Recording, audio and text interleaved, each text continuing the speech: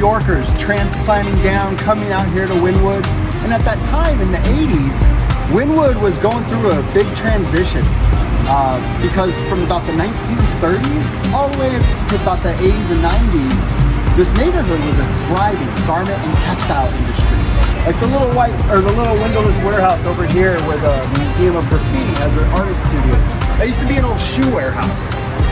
One of the first local artists though to start working with the developers and business owners to get permission to start, using the power of public art to bring people off of South Beach during that Art Fair of Art Basel. And I'm talking about my friend Typo.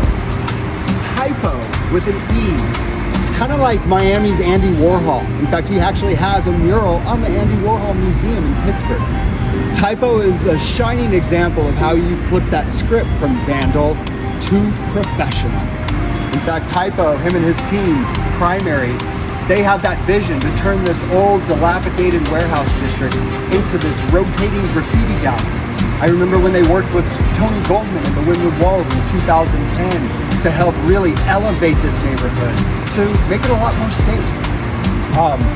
The Moxie Hotel, which recently was built, from the ground up, they knew they were going to have art implanted into their structure. Like some of the first design concepts, it was all photoshopped and you're kind of like, okay. But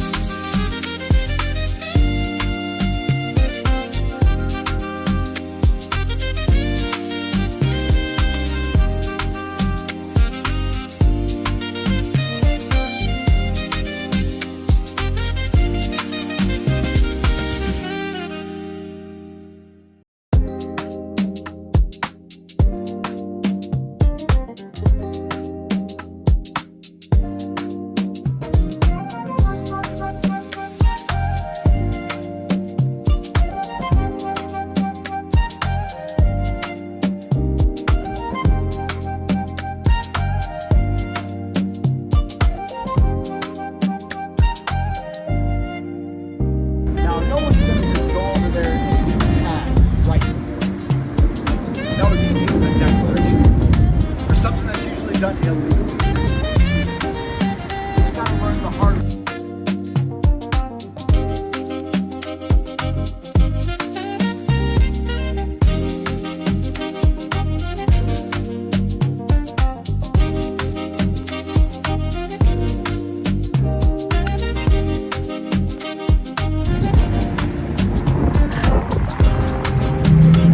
So one of the most iconic landmarks here in Wynwood is this food box building right behind me. This old abandoned building has been an ode to hip hop since 2012, when the Puerto Rican artist Trek 6 started beautifying it. He's poured tens of thousands of dollars into this wall, like literally blood, sweat, and years, to remix this design almost annually during the Art Basel Festival. You know, to be able to witness him fixing the toys, or those kids that tap on your stuff. That's what you call it. Like at the corner, you can kind of see a couple of scribbles. That's what you would call a toy. That could be seen as offensive or even just a declaration of war. In fact, sometimes you'll even see it where they'll write toy, toy, toy, toy over their whole mural as a way to call it out.